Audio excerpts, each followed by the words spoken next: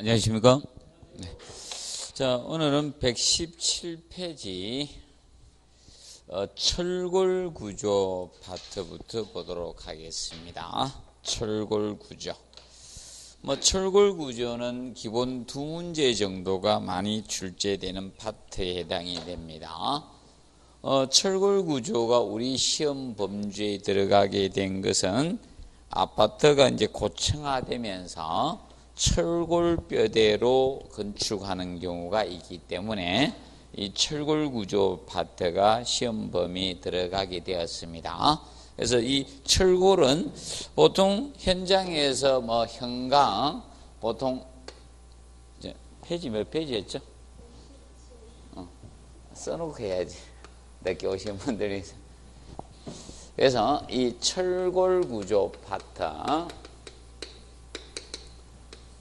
자, 이 철골은 보통 강구조라고도 칭합니다. 강이라고도 하는데 강구조 또는 철골 구조.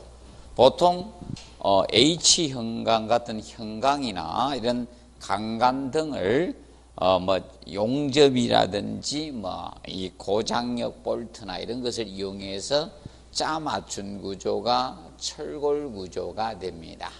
그러면 철골 구조는 아파트의 주뼈대인 철근 콘크리트 구조하고 비교해서 여러분들이 알아두시면 되겠습니다. 자, 그럼 기본적인 일반 아파트는 철근 콘크리트 구조가 많아요. 철근하고 콘크리트를 합성한 아파트는 기본적인 철근 콘크리트 구조 뼈대가 됩니다. 그 반면에 이 철골 구조하고 어떤 차이점이 있느냐 여기에 대해서 살펴주시면 되겠습니다. 그러면 철근 콘크리트는 철근을 배건해 놓고 콘크리트를 부어 넣어서 굳으면 접합부가 일체화가 되는 얘는 일체식 구조에 해당이 됩니다. 얘는 일체식 구조입니다. 일체식 구조인 반면에 철골 구조는 가구식 구조입니다. 가구처럼 짜 맞춘 가구식 구조가 됩니다.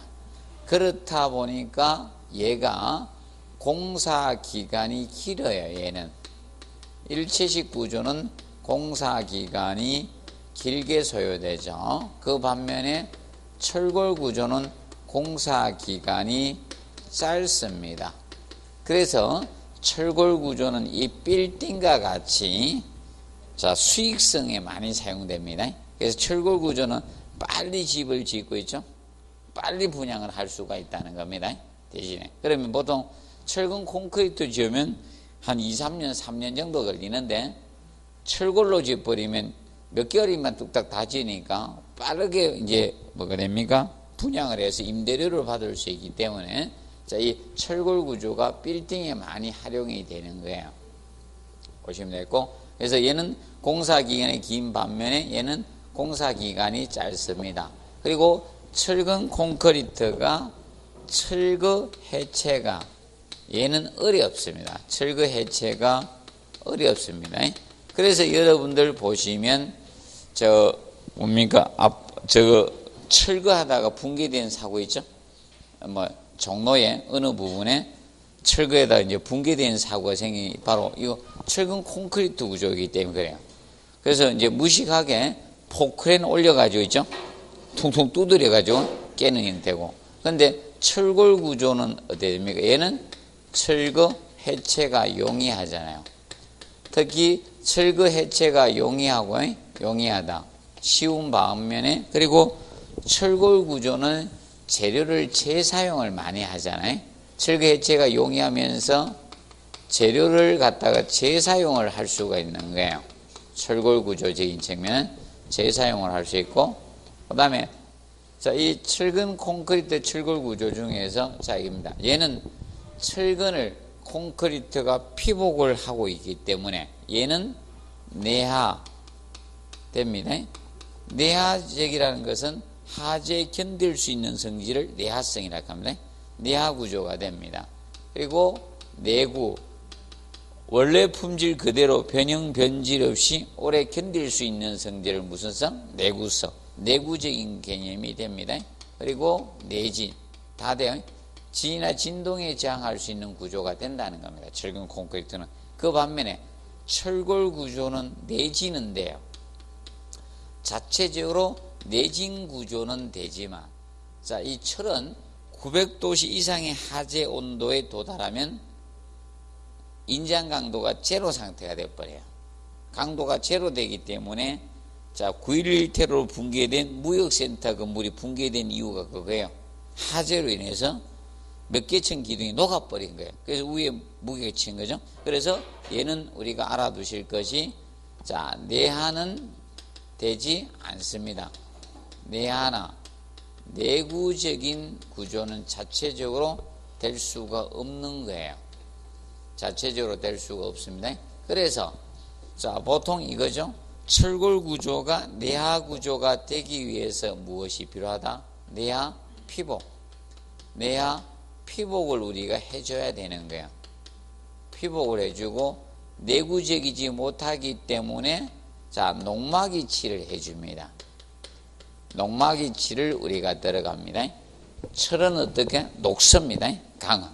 그렇기 때문에 이런 형태가 되어준다는 점 기억을 해두시고, 그 다음에, 자, 이 철근 콘크리트 구조는요, 알아두실 것이, 얘는 이 철근이 있더라도 콘크리트가 감싸주고 있어요. 굳어서 있기 때문에 얘는 자굴이 휘어지는 현상이 안 생겨요. 자굴이 발생이 되지 않습니다. 그런데 이거는 자굴이 발생이 돼요. 자굴에 대한 고려를 해줘야 돼요. 철은 단면에 비해서 길이가 어떻게? 길게 제작이 됩니다. 그렇다 보니까 휠 수 있다. 힘이 하중이 너무 많이 작용되면, 자굴이라는 것은 이거죠. 하중가 했을 때 이렇게 휘어지는 현상을 받아 자굴. 자자가 앉을 자자, 굴절이 되네. 앉으면 다리가 구부러지죠. 굽어지는 것처럼 휘어진다는 거다. 그래서 자굴이 발생되는 것이 철골 구조가 자굴이 발생이 된다는 점 기억을 해두도록 해두시면 되겠습니다. 정리해 두시고요. 그 다음에 철근 콘크리트 구조하고 철골 구조 중에서 자중은 누가 더 많이 나가는가 하면, 자, 이 철근 콘크리트가 자중이 자체 무게가 더 많이 나가요. 자중이. 자, 왜 그런가 하면, 자, 이 철골 구조는 적은 단면으로도 큰 하중을 받을 수 있기 때문에 단면적을 줄일 수 있어요. 그러면 전체적인 건물의 무게를 줄일 수가 있다는 겁니다. 그 반면에 철근 콘크리트는 자기 자체의 무게가 무겁기 때문에 자기 몸무게를 이기기 위해서 단면이 어떻게 커지는 거야. 자, 그래서 여러분들 어떤 건물에 가서 기둥의 단면이 좀 크다고 생각하면 철근 콘크리트라고 보시면 되고, 기둥의 단면이 좀 작다라고 생각하면 철골 구조라고 보시면 되는 겁니다. 그래서 기억을 해 두시기 바랍니다.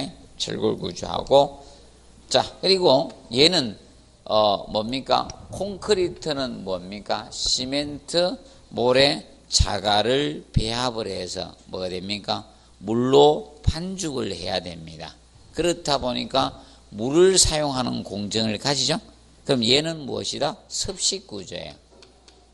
물을 사용하는 습식 구조에 해당이 된 반면에 철골 구조는 물을 사용을 한다 안 한다? 안 하는 건식 구조에 해당이 되는 겁니다.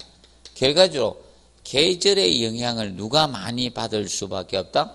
습식 구조인 철근 콘크리트 구조가 계절의 영향을 많이 받습니다. 자, 그러면 오늘같이 추운 날 뭐 됩니까? 콘크리트 치면 돼? 안 돼요? 안 되죠. 그래서 그 개념을 우리가 간단히 알아두도록 해 두시면 되겠습니다. 그래서 둘이 비교해서 우리가 정리를 좀 해 놓으시면 됩니다. 자, 보시고요. 그 다음에 페이지 119페이지 보도록 합니다.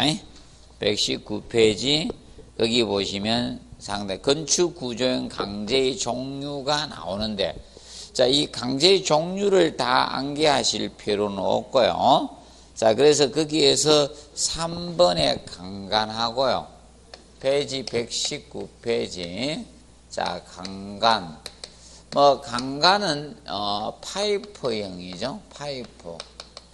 파이프형을 우리가 강간이라고 합니다.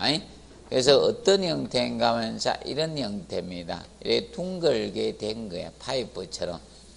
그래서 이제 H형광하던 형상을 가진 강제가 아니라, 이렇게 이것은 원형 강간이 있고요. 강간 두 가지가 있어요. 원형 강간하고 각형 강간. 두 가지 형태가 이렇게 있습니다. 두 가지 형태가 있어요. 이런 식으로 해서. 근데 일반적으로 원형 강간을 많이 씁니다. 그래서 이렇게 된 형태가 강간입니다. 그러면 이 강간은 이 원형 강간하고 각형 강간 두 가지가 있는데 현실적으로 사용되고 있는 것은 이겁니다. 원형 강간이 사용을 많이 하고 있습니다. 현재적으로 보시면 되는데, 자, 그러면 이 강간은 일반적으로 이렇게 뭐가 됩니까? 둥글죠. 네모나죠. 그래서 거기 1번에 폐쇄형 단면이라고 나오죠. 그래서 강간. 그래서 강간의 장점을 1번에서 5번까지 다룬 거예요. 강간 구조의 장점 체계는 1번, 2번, 3번, 4번, 5번까지 다뤘고요. 단점을 6, 7, 8번에서 다룬 겁니다. 6, 7, 8번. 아직은 시험이 출제가 되지 않았습니다. 그래서 앞으로 출제가 되면 단점은 6번과 7번을 꼭 공부해놔야 돼요. 단점을 먼저 갈 가능성이 높습니다. 그래서 단점 보시면 접합위험이 어떻게? 복잡다. 자, 이 접합위험이 간단하지가 않습니다. 접합위험이 복잡한 것이 접합위험이 복잡습니다. 자, 왜 그런가 하면 이 원형 강간 가지고 이용을 하거든요.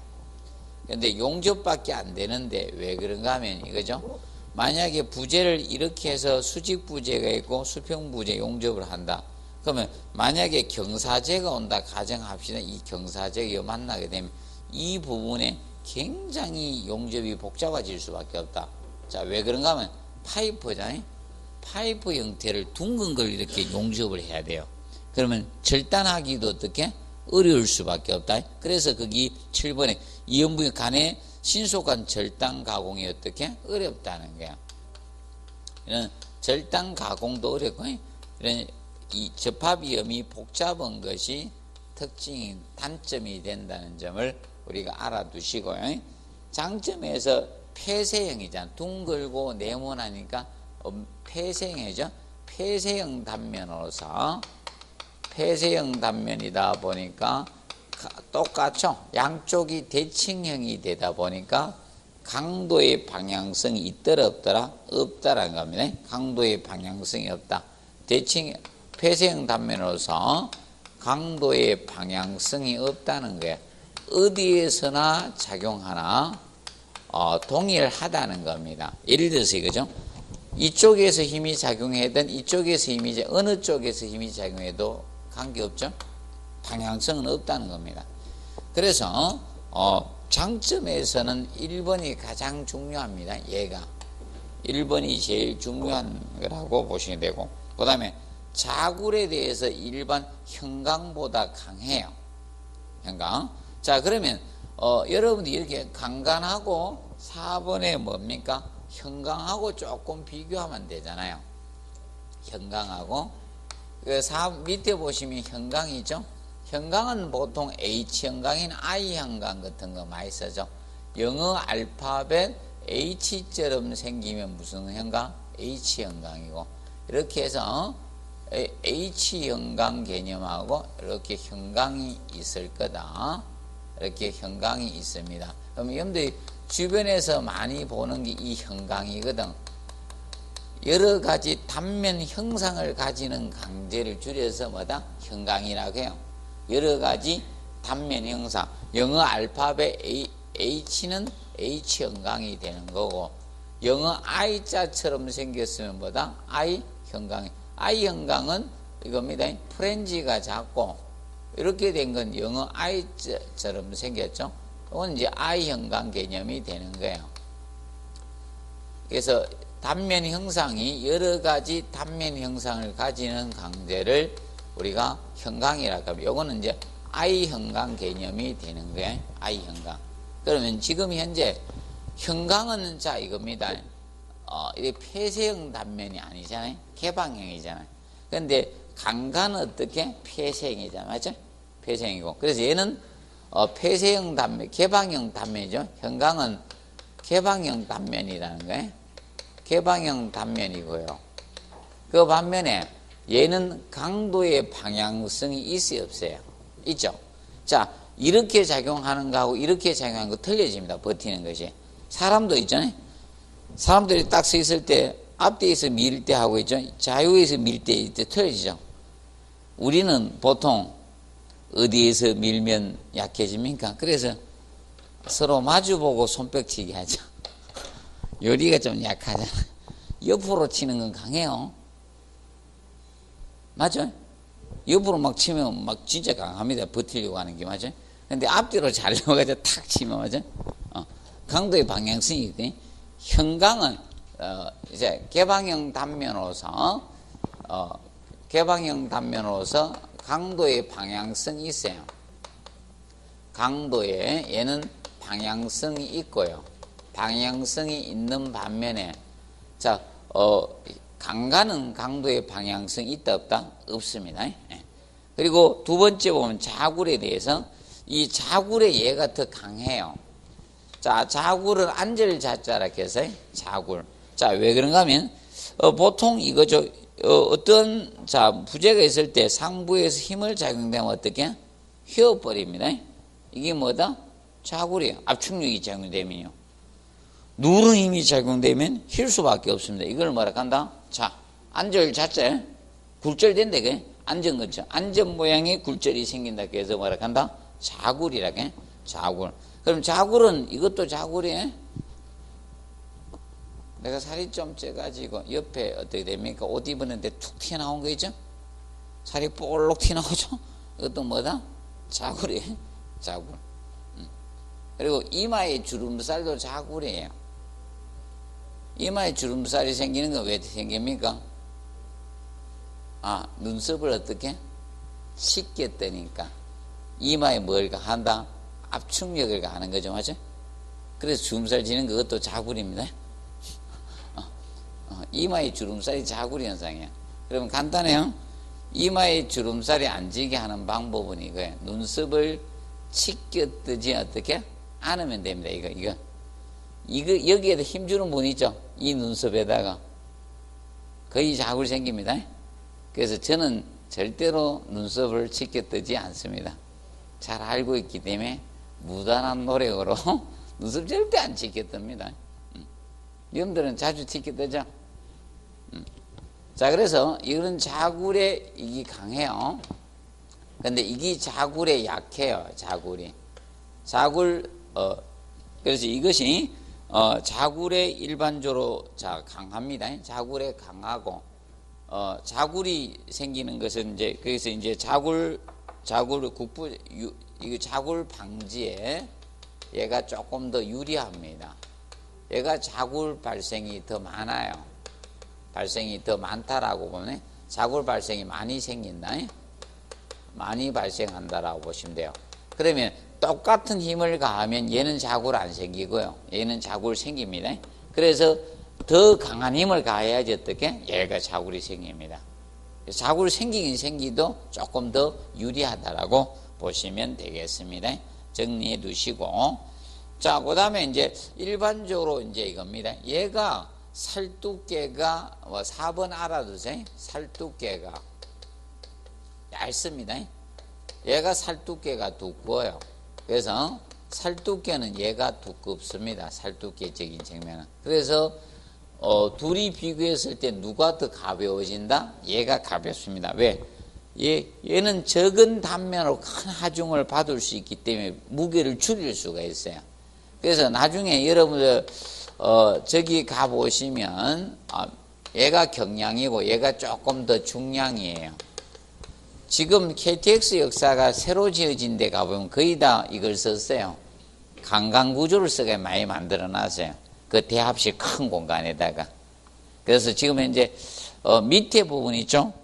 우리 대전 역사 밑에는 이제 저걸로 해놨습니다. 철골, 철근, 콘크리트 구조로 해놨어요. 밑에는.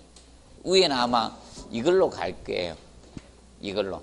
밑에는 이제 기본 뼈대는 철골하고 철근, 콘크리트 합쳐진 구조입니다. 철골, 철근, 콘크리트로 지어지고 있고요. 혹시 가보세요. 혹시 가보면 밑에 주뼈대는 철골, 철근, 콘크리트입니다. 그렇게 해놓고 아마 위에는 저걸로 갈 가능성이 높습니다. 그래서 조금 비교해 두시기 바랍니다. 그리고 자, 얘가 접합 위험이 복잡고 그 반면에 얘는 접합 위험이 어떻게 쉬워요. 접합 위험이 얘가 간단합니다. 형광은 간단하고 그 다음에 이 절단 가공이 어렵고 얘는 절단 가공이 어떻게 용이해요. 절단 가공이 용이한 것이 형광이에요. 그런데 문제가 얘는 강도의 방향성이 있다는 거예요. 강도의 방향성이. 어디에서 작용하네? 이게 따라 달라진다는 점을 알아두시면서 페이지 120페이지 보시면 형광에서 H형광의 표시법에 대해서 해드리겠습니다. 자, H형광은 자, 이 H형광 이렇게 봤을 때 자, 이겁니다. 상하에 지금 날개처럼 내민 부분 있죠. 요것을 뭐라고 하는가 하면 좀 빗금진 부분을 이것을 프렌지라고 합니다. 상하의 날개처럼 내민 부분을 아래 위에 두 개 있죠. 이것을 프렌지라고 해요. 프렌지라고 하고 수직부재 있죠. 이 수직부재를 요걸 웨버라고 합니다. 웨버라고 해. 수직부재를 웨버라고 칭합니다. 이랬을 때 형광을 나타낼 때 형광 표시법 이게 14회 때인가 5회 때 하면 그래서 먼저 형광의 명칭을 먼저 씁니다. H는 H형광이 될 겁니다. H형광이고 다시 그 다음에 무엇을 나타내? 형광의 높이를 먼저 춤을 먼저 나타내요. 이 높이를 먼저 나타냅니다. 높이 A를 먼저 나타낸다. 형광의 높이 A입니다. 형광의 춤, 높이를 먼저 나타내고 그 다음에 형광 폭 B를 나타내는 거예요. 폭 B를. 그래서 그 다음에 형광의 폭을 나타내 폭 B를 나타내고 그리고 나서 수직부재 외부의 두께를 나타내요. 이것이 T1 그리고 프렌지 두께를 T2라고 했을 때 그래서 자 T1, T2 이렇게 나타냅니다. 그래서 가장 마지막에 나타내는 것이 무엇이다? 프렌지 두께예요.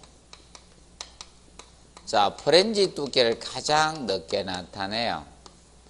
그리고 웨버 두께가 먼저 나타내야 돼요. 웨버 두께가. 그리고 형광의 폭을 그 다음에 그래서 가장 먼저 높이부터 먼저다. 그런데 이제 이 뒤쪽을 잘 기억하세요. 전체 흐름은 냈고 흐름은 기출했으니까요. 웨버 두께하고 프렌지 두께를 잘 보십시오. 그래서 항상 이겁니다. 여기도 형광의 높이는 수직 높이를 먼저 나타냈죠. 그리고 폭을 그 다음에 나타냈고요. 수평, 자, 이 폭이죠. 수직, 수평, 수직 두께, 수직 부재 두께, 수평 부재 두께. 이렇게 나타내.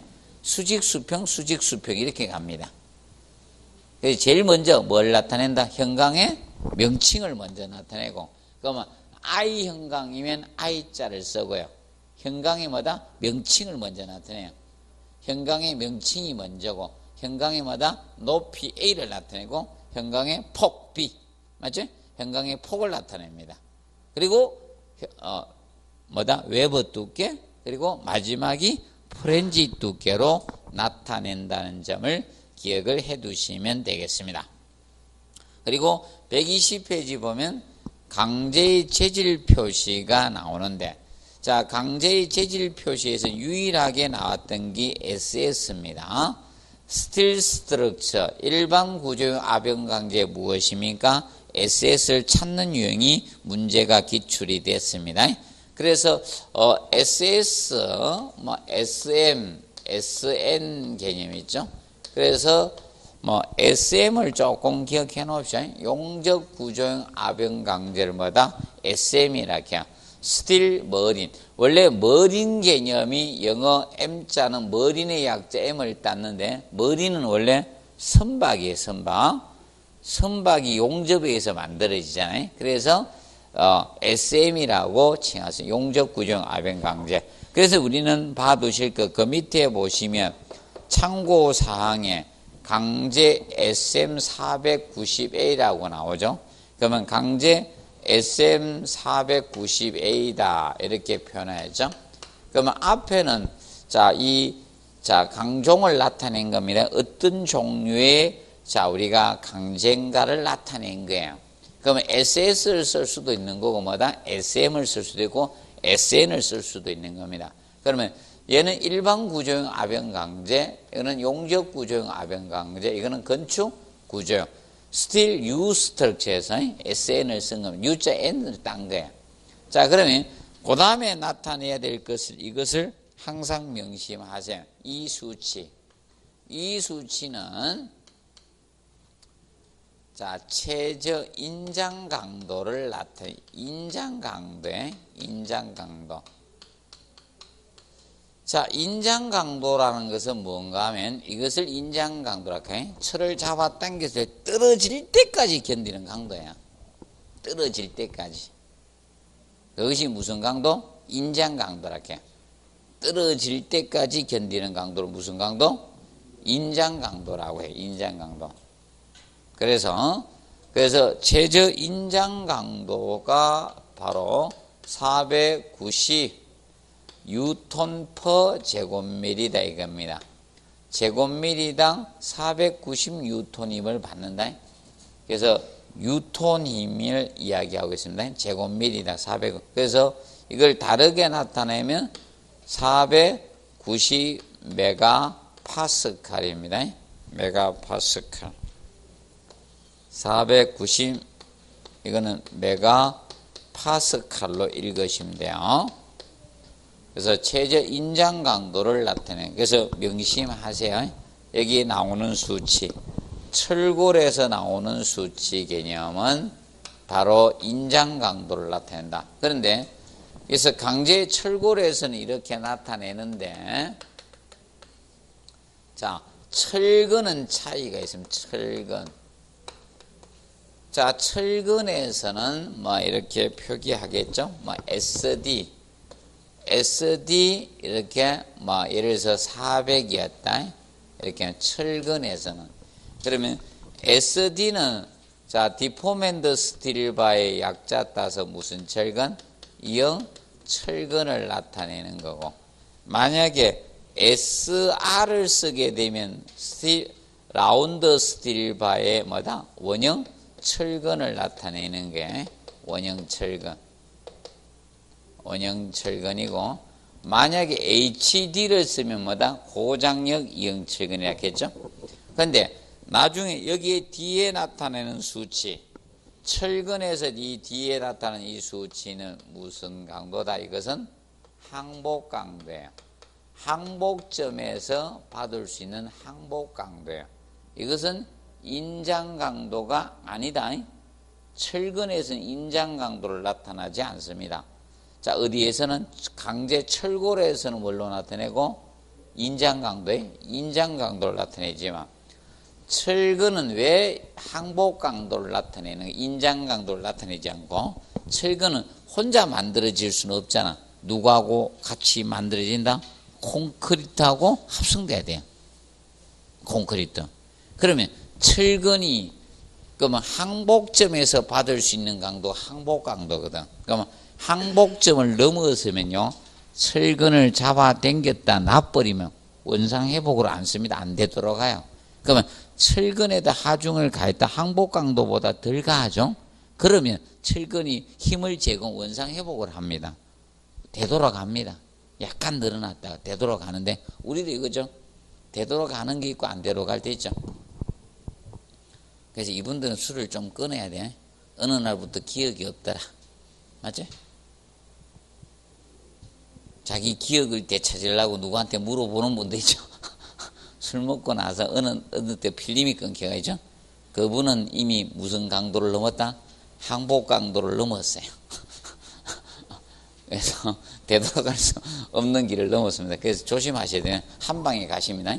자, 그래서 기억하세요. 철골에서는 뭘 나타낸다? 인장 강도고 수치가. 철근에서는 무슨 강도?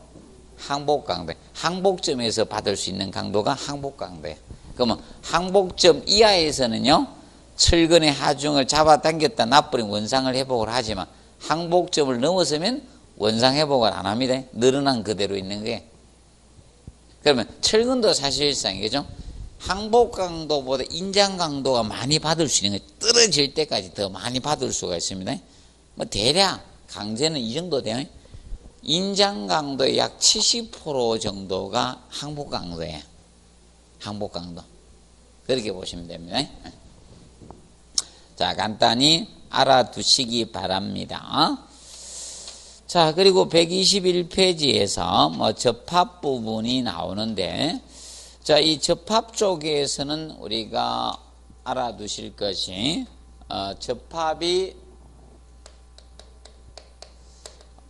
뭐 여러 가지가 있는데, 뭐 대표적인 접합법만 보도록 하겠습니다. 그래서 제일 먼저 리벳 접합이 있고요, 리벳. 자, 리벳 접합은 여러분들 가위가 리벳 접합이라고 보면 돼. 가위. 우리 가위 있죠? 가위들이 이제 구멍 뚫어가지고 쇠로 탁 친 거잖아. 그런 형태가 리벳이야. 그런데 건축물은 그것이 어떻게 커지는 거예요.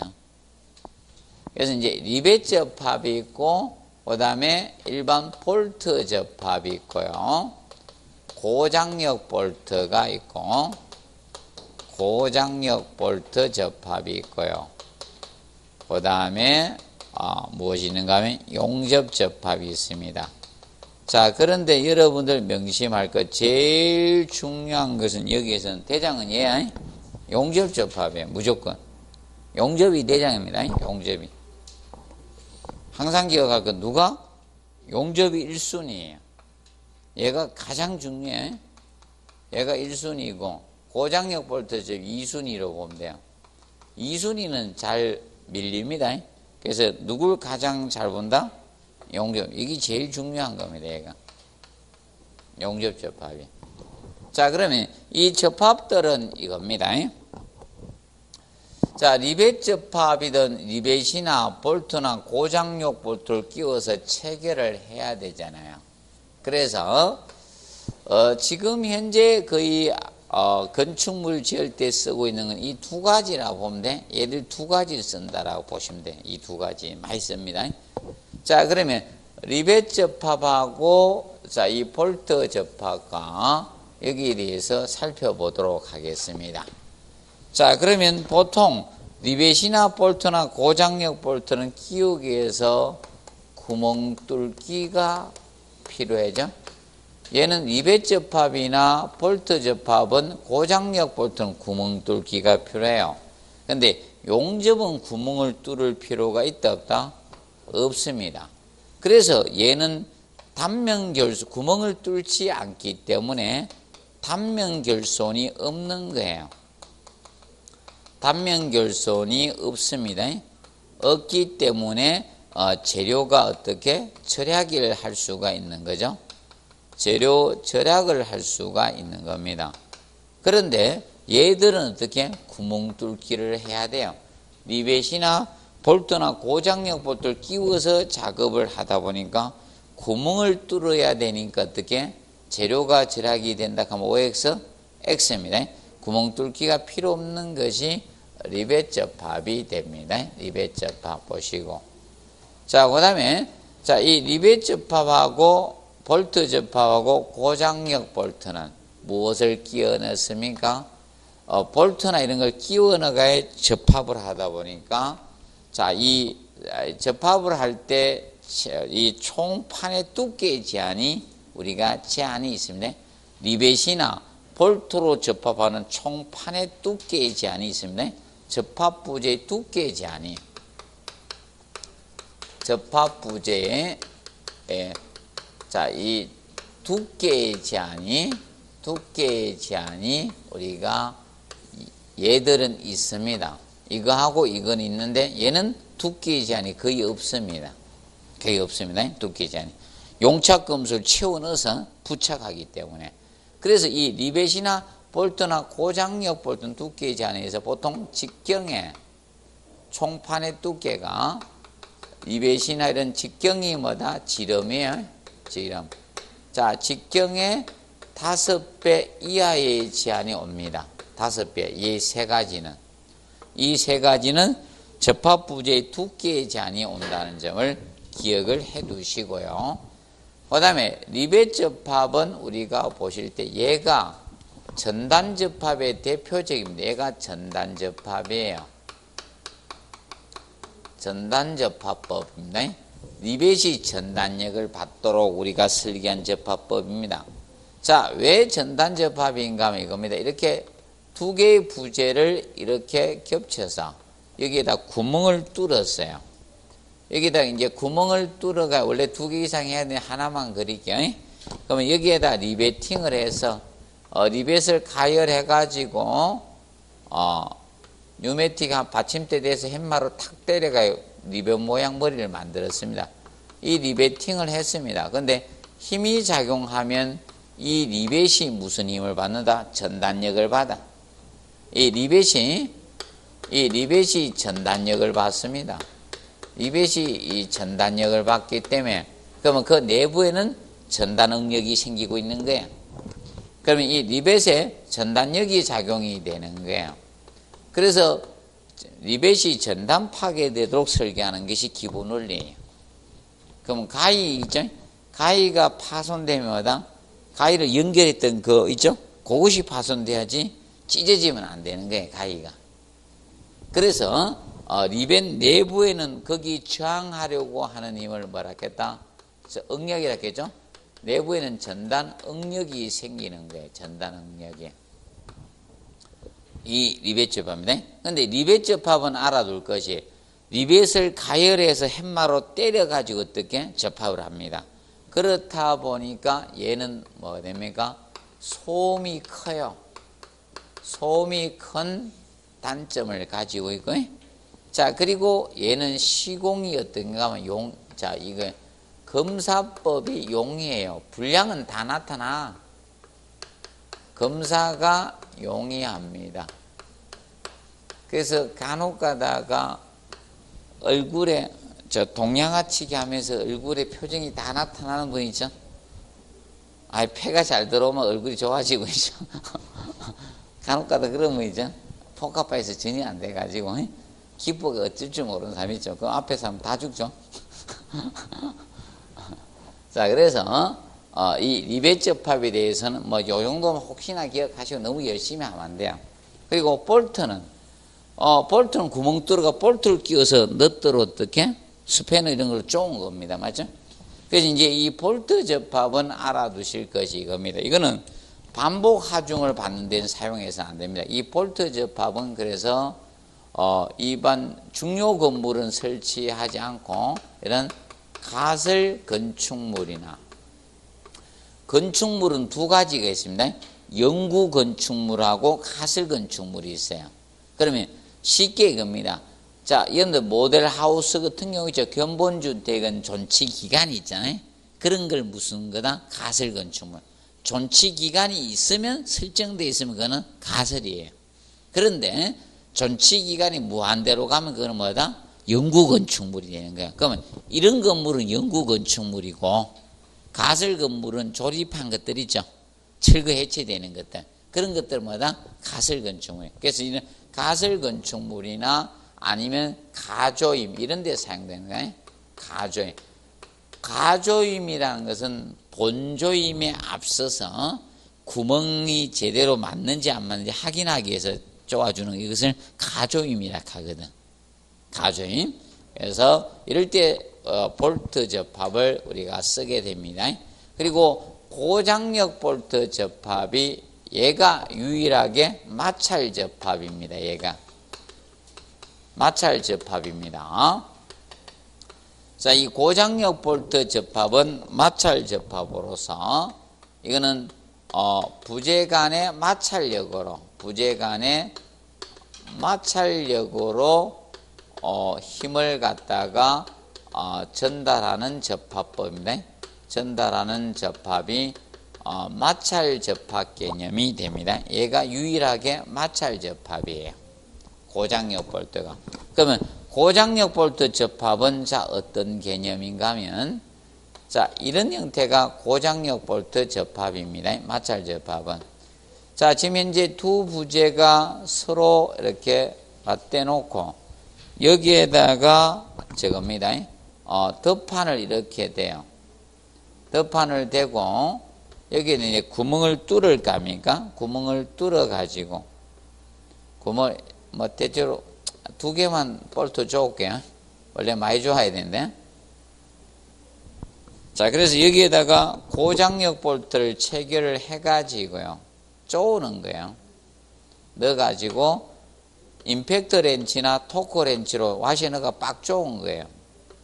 이렇게 빡 쪼게 되면 어떻습니까? 부재 간에 빡 쪼임이 되겠죠? 그래서 이렇게 해서 고장력 볼트를 자 갖다 넣고 고장력 볼트를 끼워가지고 토크 렌치나 임팩트 렌치로 쪼는 거 드럭드럭 하는 거죠? 그걸로 쪼아준 겁니다. 장력으로. 그러면 여기 꽉 쪼으니까 이 부재하고 요 사이에 여기 마찰력이 생기는 거예요. 이 부분에.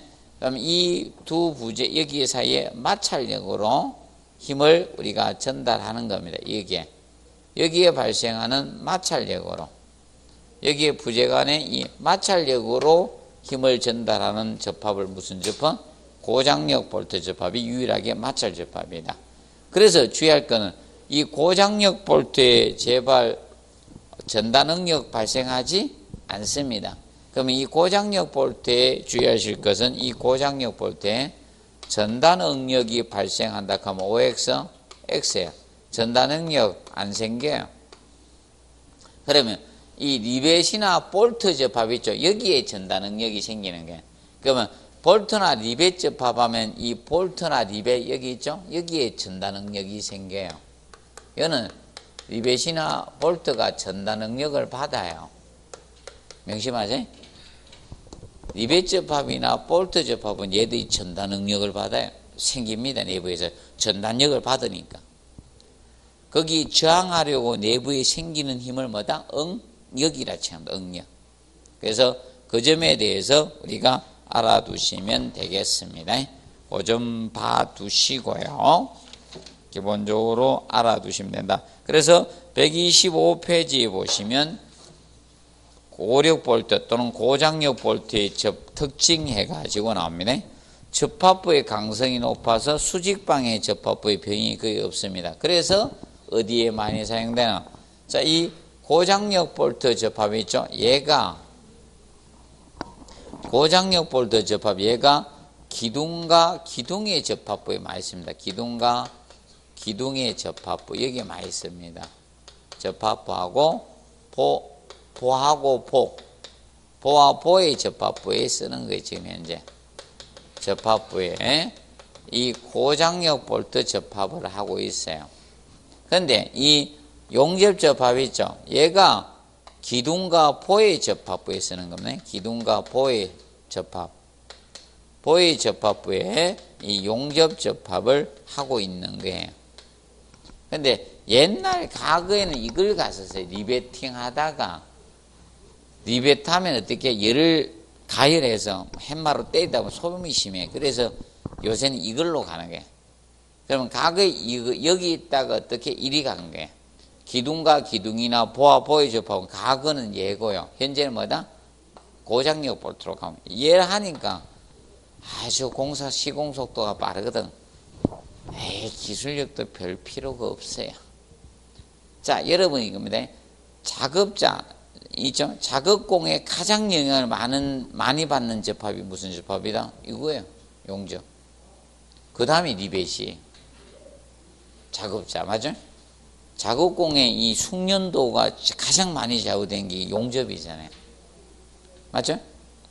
용접은 아무나 할 수 있는 건 아니죠? 아무나 다 될 것 같아. 그래서 정리를 해 두시기 바랍니다.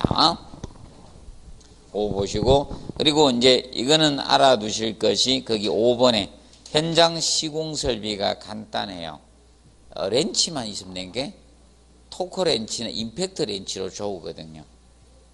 다른 게 필요가 없거든. 그래서 현장 시공설 간단하고 소음이 적습니다. 그리고 노동력 절약과 공기 단축. 공기는 뭐다?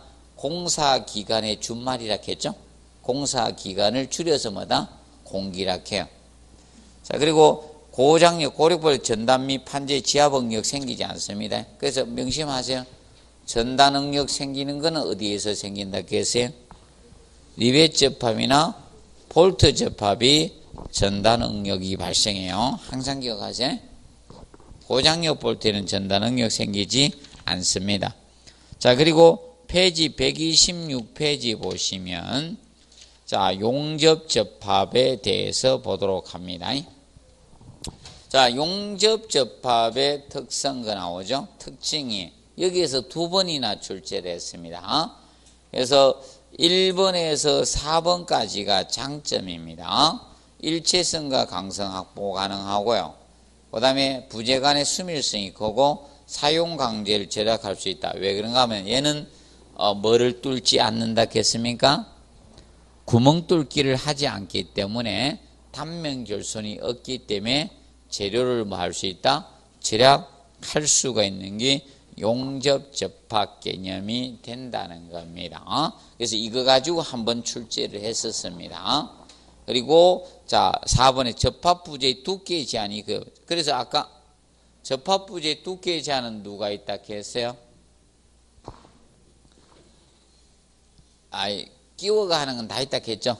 리벳이나 볼트나 고장력 볼트는 구멍을 뚫어서 체결해서 하다 보니까 전부 다 접합 부재의 두께의 제한이 있지만 누구는 제한이 없다? 용접은 없어요. 그래서 4번 꼭 알아둔데 접합 부재 두께의 제한이 거의 없다. 두께의 제한이 있는 것은 용접 접합은 두께의 제한이 없고 나머지는 두께의 제한이 있다. 자, 그리고 이제 단점은 이겁니다. 5번이 용접구의 숙련도에 따라서 시공의 양보가 결정된다. 작업공이 누구에 따라서 틀려진다는 거예요. 자, 그리고 6번 검사법이 어떻게? 어렵습니다. 그래서 작년에 검사법 들어갔어요. 그래서 나중에 문제에서 혹시나 조금만 달아줬는데 나는 검사법 종류가 아닌 거 이거 정도 낼 줄 알고 문제집에서 그거 다뤘었는데 실제적으로 작년에 초음파법을 들어간 거야. 그런데 상식으로 맞추면 돼. 그게 뭐 어렵지 않습니다. 자, 초음파가 여러분들 볼 때 뭐 때문에 초음파 봅니까? 표면을 살피기 위해서 보는 거예요. 속을 살피기 위해서 보는 거예요. 내부 결함입니까? 표면 결함이에요. 여러분들 초음파 볼 때. 내부 보는 거 아니에요? 나는 이 표면에 상처 난 것 때문에 초음파 찍는 사람이 있어요? 보는 사람이 있어요? 비싼 초음파를. 맞아? 내부잖아, 내부. 맞아?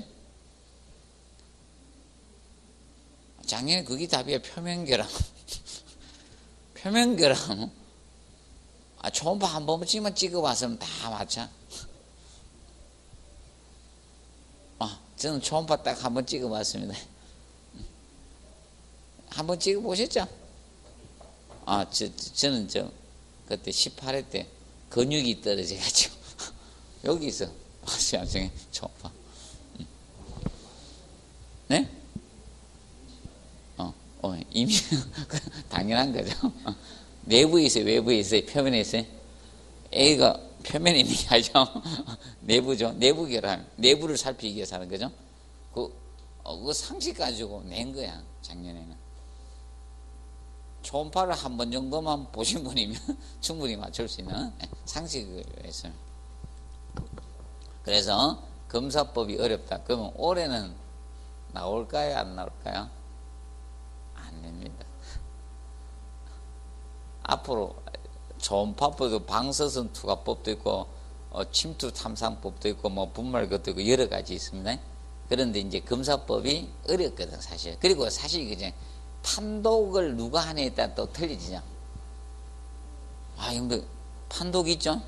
초음파 같은 거 있죠? 이런 사진 있죠? 판독 능력에 따라서 간혹 가다가 뭡니까? 환자만 들었다가 이제 멀쩡한 사람들 때려야 됩니다. 간혹 가다가. 맞아요? 보시면 되고. 그래서 그 점을 알아두시고, 그 다음에 이제 용접 형식상 분류 개념이 나옵니다. 그래서 맞된 용접과 자, 거기에 모살 용접이 나오는데, 자, 맞된 용접은 127페이지 그림을 보시면 맞된 용접. 자, 맞된 용접이라고도 하고, 맞대기 용접이라고도 해요. 맞대기 용접. 맞대기 용접이라고도 합니다. 그러면 두 부재를 서로 맞댔다는 거죠. 맞대면 용착금속이 잘 채워지지 않기 때문에 여기에 이렇게 홈을 만들어서 이렇게 부어 넣었어. 자, 이렇게 합니다. 이렇게 하게 되는데, 그래서 여기 두 부재를 상호 맞댔다. 그래서 맞대기 용접 이렇게 칭합니다. 그럼 이 사이에 용착금속을 채워 넣어야 되거든요. 그럼 여기 이제 이렇게 홈을 만들어서 잘 들어가라고. 이 홈을 그루브라고 해요. 그루브. 이것을 그루브라고 하는데, 그루브는 홈 또는 개선이라고도 하고, 앞을 벌렸다 해서 앞벌림이라고 합니다. 그루브. 영어로 그루브. 그래서 용착금속을 채워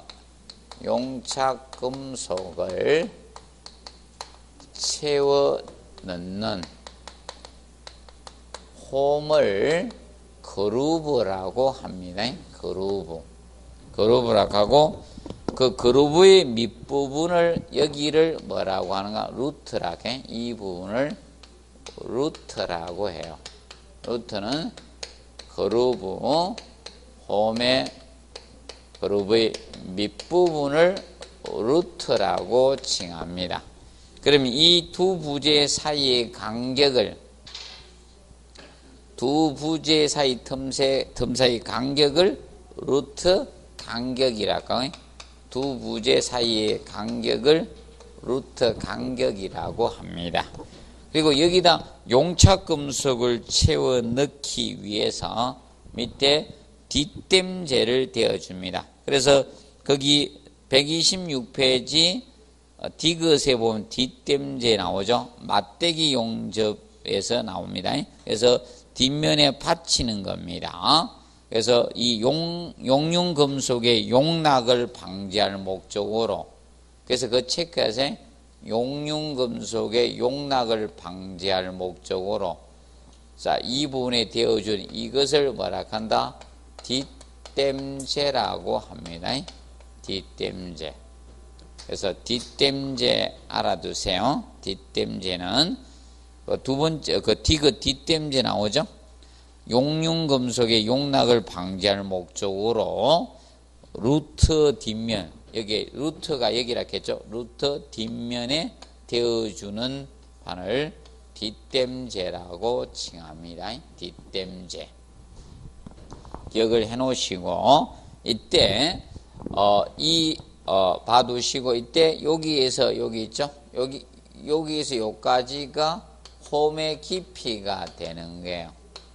이것이 홈의 깊이가 되고, 그 다음에 여기에서 이 각도가, 이 벌린 각도, 이것을 홈의 각도 또는 개선 각도라고 하죠.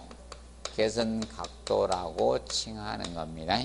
그러면 여기에다가 용착 금속을 녹여서 채워 넣었을 겁니까? 금속을 채워 넣어서 부착을 시키는데, 이때 여기에서 요 두께를 무슨 두께? 목두께, 유효 목두께라 하는 거예요. 이것을 목두께란 용어를 씁니다. 그리고 나서 여기에다가 보강 살붙임 여분을 보통 두게 되는 거예요. 여기에다가 여분을 둡니다. 여분을 보강 살붙임을 여분이라 해요. 보강 살붙임을 여분이라고 칭합니다. 간략히 알아두시기 바랍니다. 그래서 요거는 뒷댄지는 용융금속의 용락을 방지하기 위해서 루터 이 뒷면에 자 우리가 대어주는 마다 자 팝니다. 뒷면에 받치는 것을 뒷댐제라고 하고요. 그래서 용어적인 측면을 조금 정리를 해 놓으시기 바랍니다. 자, 그런데 여기에서 뭐 하나 추가적으로 올 수 있는 것이 저 부분이 옵니다. 보통 이거는 일반적으로 이렇게 단면을 잘랐을 때 본 거고요. 근데 용적 길이 이렇게 됩니다. 여기에서 이제 두 부재가 여기에서 여기까지를 맞댄 용접을 한다는 거야. 맞댄 용접을 하면 용접 이것이 여기에서 여기까지의 길이입니다. 용접 길이인데 여기 시작점하고 종료점에 여기가 오목하게 파지는 현상이 생길 수 있어요. 여기 끝부분이 용접기 끝부분이 여기가 오목하게 파지는 것을 크레이트라고 칭합니다. 크레이트. 보통 이 크레이트는 원래 분화구 모양처럼 생겼다 해서 크레이트라 칭해졌고 이 크레이트인데 크레이트를 방지하기 위해서 용접의 개시점과 종료점에다가 여기에다가 임시 보조제로 덧대어주는 이것이 엔드탭이 됩니다. 엔드탭은 용접 결함을 방지하기 위해서 되어주는 겁니다. 그래서 이거는 간단히 알아두시기 바랍니다. 엔드탭은 용접 길이, 자, 엔드탭은 용접의 개시점과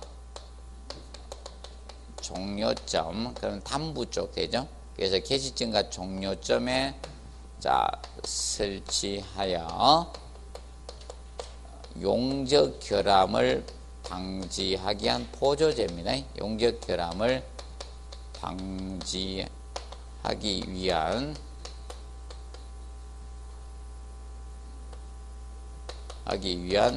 임시 보조제라고 임시로 붙여주는 것이라고 보시면 됩니다. 이 보조판이에요. 보조제가 엔드탭이에요. 그러면 생긴 형상은 자 이렇게 된다라고 보시면 된다. 입체적으로 나타내 드리도록 하겠습니다. 그럼 이제 이 맞댄 용접을 이렇게 했습니다. 맞댄 용접을 이렇게 해 나갑니다. 이렇게 해 나가면 이때 용접의 여기하고 여기 부분에다가 덧대어 놓은 거라고 보시면 됩니다. 이렇게 해서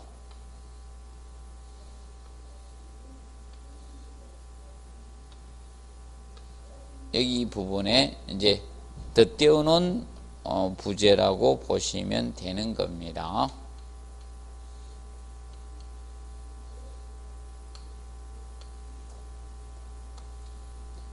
이렇게 이제 설치되어 놓은 거라 보면 양쪽 그러면 여기하고 여기에다가 요걸 설치해 준 겁니다. 양쪽에다가 이것을 엔드탭입니다. 보조제. 자, 그러면 결과적으로 이제 보조제가 들어가는 게 뭐 들어가 있어요? 뒷댐제. 밑에 용락을 방지하기 위해서 있죠? 아까 뒷댐제 했죠? 뒷댐제가 있었고 개시점과 종료점에는 뭐다? 엔드 탭을 붙여요. 이게 보조제입니다. 용접되면 떼내는 것들이야. 다 하고 나서 제거되는 것들. 밑에 되는 것은 뭐다? 뒷댐지. 양옆에 되는 것은 뭐다? 엔드 탭. 자, 그래서 맞댄 용접과 관련돼서는 이런 것들이 있다는 점 기억을 해 두시면 되겠습니다. 자, 그리고 봐두실 거. 그럼 이제 저기에서 126페이지에서 보시면 모살 용접이 나오는데, 이 모살 용접 개념은 모서리에 살 붙여주는 용접이 모살 용접인데, 자, 이 모살 용접 같은 경우는 자, 이겁니다. 부재가 이렇게 있을 때 여기 수평 부재가 있고 여기 이제 수직 부재가 이렇게 옵니다. 그럼 이렇게 연속이 되면 요 부분에다가 용접해 주는 거예요. 여기에다 이렇게 용접해 주는 거예요. 여기에다가. 여기에서. 그럼 이때 이게 모서리 살 붙이는 용접인데, 모서리 부분에. 이게 이제 다리 길이에요. 다리 길이. 보통 S라고 보통 하는데, 이게 하나의 다리 길이가 되는 거예요. 다리 길이. 그러면 이때 유효 목 두께는 여기 수선의 발을 내려서 여기 유효 목 두께가 되는 거고, 목 두께고, 그리고 여기가 이제 보강 살붙임이거든. 여분이거든. 보강 살붙임 여분을 한 건데, 그러면 이렇게 용접이 이렇게 연속이 되어 갈까? 근데 이겁니다. 여기 이제 다른 부재가 이렇게 여기 이렇게 오게 되면, 그러면 이 용접이 계속 진행이 돼야 되고, 이렇게 용접이 쭉 가야 돼요. 용접이 진행 쭉 가야 되고, 그 다음에 여기도 용접이 오니까 용접선이 교차가 되잖아요. 용접선의 교차를 방지하기 여기에다가 다른 부재 한 부재 미리 홈을 만들어 놓는 거야. 이 홈. 이 홈은 스캘럽입니다. 이것을 스캘럽이라 칭해요. 이 홈은 스캘럽이라 해요. 그래서 이제 스캘럽은 128페이지 보시면 거기 용어 정리에서 세 번째 보면 나오죠. 128페이지. 스캘럽 알아두세요. 용접선의 교차를 피하기 위해서 한쪽에 부재에 설치하는 마다 홈을 뭐라 한다? 스캘럽이라 해요. 스캘럽은 잘 기억해 놓으세요. 스캘럽. 이것은 모살 용접에서 나오는 용어라는 점 알아두시면 돼요. 그래서 스캘럽하고 밑에 그루브하고 헷갈리면 안 돼요. 제일 밑에 그루브 나오죠. 용접 두 개의 부재 사이에 용착금속을 채워넣는 홈은 무엇이다? 그루브고, 스캘럽도 홈이에요. 그 홈 둘이 비교해 두시고, 그 다음에 127페이지. 자, 불안정 용접의 종류가 나옵니다. 언더컷.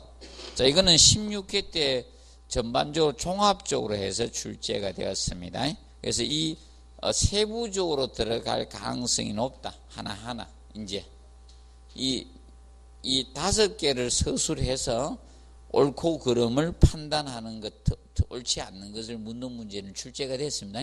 그러면 앞으로 어느 하나를 열거해서 이 결함이 무엇입니까? 이렇게 물을 가능성이 높습니다. 그걸 대비해 두면 돼요. 그럼 언더컷 봐두시고, 용착 금속의 홈이 완전히 채워있고 홈의 가장자리, 변돌이 주변부가 빈틈이 남아있는 것은 무엇이다? 언더컷입니다. 언더컷. 그리고 슬래그 쓰이면 슬래그가 들어가야 되겠죠. 그리고 넘겨보시면 블로홀이 나오죠. 자, 이 블로홀은 용접 부분 내에 생긴 이 기포가 무엇이다? 블로홀입니다. 그래서 공기구멍이죠. 블로홀은 우리나라 말로 하면 뭐다? 공기구멍 기포죠.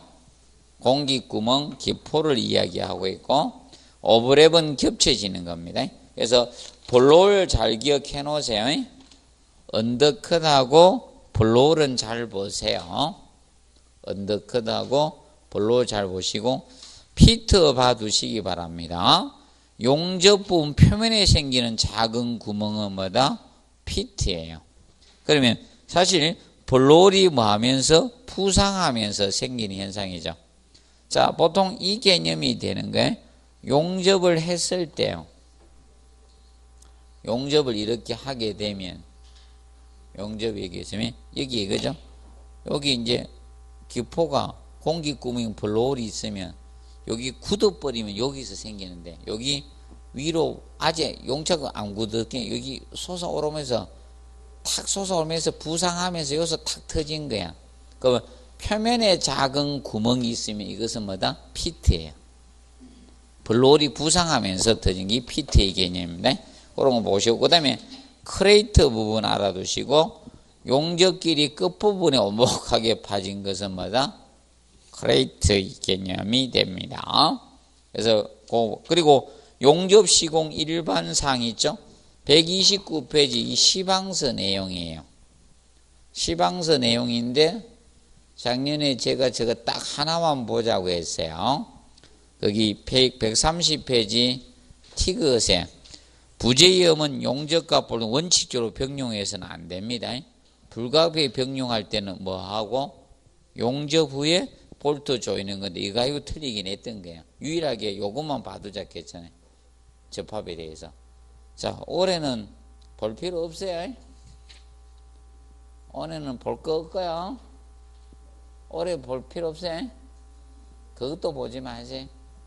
자, 그래서 올해는 뭐만 보는가 하면 그 밑에 130페이지 하단에 보시면, 자, 하단에 보시면 각종 접합의 응력 부담 나오죠. 요것만 봐두세요. 요것만 봐두세요. 각종 접합의 응력 부담, 기역, 년, 디귿, 리을, 미음 나오죠. 이것만 보시, 비음. 이것만 잘 보시면 돼요. 올해는 얘만 봐요. 그래서 작년에 시방서에서 그거 가지고 이제 다루었기 때문에 시방서를 연속해서 냈어. 18회, 19회. 낼 게 없으셨어요. 18회 때 유일하게 낼 수 있는 게 그 티귿이었거든. 티귿 가지고 작년에 낸 거야. 제가 그래서 바두락 한 거야. 작년에 낼 게 그거 딱 하나밖에 없었습니다. 그 지문 중에. 그래서 올해는 그 접합법만 보세요. 각종 접합에마다 응력 부담. 얘만 잘 보놓으세요. 그래서 보통 병용했을 때는 어떻게? 센 놈이 다 부담하면 돼요. 그래서 페이지 131페이지 상단 보십시오. 용접 접합이 가장 강한 접합이고 고력 볼트 접합과 리벳은 동격이에요. 볼트가 가장 약합니다. 그러면 고장력 볼트하고 리벳은 동격이잖아. 그럼 둘이 병용하면 각각 부담하면 되죠? 맞죠? 예. 그런데 만약에 다른 접합하고 이걸 한꺼번에 다 병용하면 가장 센 뭐다? 용접이 다 부담하면 된다는 거예요. 용접이. 그러면 각각 부담하는 것만 주의하시면 돼. 각각 부담하는 거. 그러면 각기 부담하는 게 두 가지가 있죠. 거기 1번하고 리벳과 고력 볼트를 병용할 때는 각기 허용력 부담하면 돼. 각자. 그리고 비업 보십시오. 비업. 단 고력 볼트를 먼저 체결 후에 용접할 때는 어떻게? 각기 부담합니다. 명심하세요. 자, 보통 그냥 고력 볼트하고 용접을 병용했습니다. 그럼 누가 다 부담한다? 용접 접합이 다 응력을 부담한다는 거예요. 그 점만 좀 주의해서 접견을 해 주시기 바랍니다. 그리고 도장은 낼 거 다 냈어요. 도장 및 도금이죠. 도장 나는 꼭 해야 되겠다 하신 분 있죠. 나는 진짜 한번 해봐야 되겠다 이런 것은 건조 시간만 체크하세요. 건조 시간만. 그 건조 시간 보면 건조 시간은 온도 약 20도씨 습도 75%일 때 다음 공정까지 무슨 시간? 최소 시간을 건조 시간이라 해요. 명심하세요. 최소 시간이 다음 공정까지 최소 시간을 무슨 시간? 건조 시간이라 보고 있다는 거. 그거만 알아두세요. 그리고 조금 더 공부할 바로 132페이지 그 환경기상에서 보시면 1번 있죠. 주위온도가 몇 도씨? 5도씨 미만. 그리고 43도씨 이상이거나 상대습도 85%일 때 이럴 때 작업하지 말라는 거예요. 도장을 하지 않아야 될 경우 온도 몇 도씨? 5도씨 미만 저온. 고온은 몇 도씨? 43도씨 이상. 습도는 다습은 몇 퍼센트? 85%. 조건 안 주어진 85%입니다. 그거 알아두시면 되는 게. 그거만 보시고 그 다음에 133페이지 제3절 보부터는 잠깐 휴식하고 하도록 하겠습니다.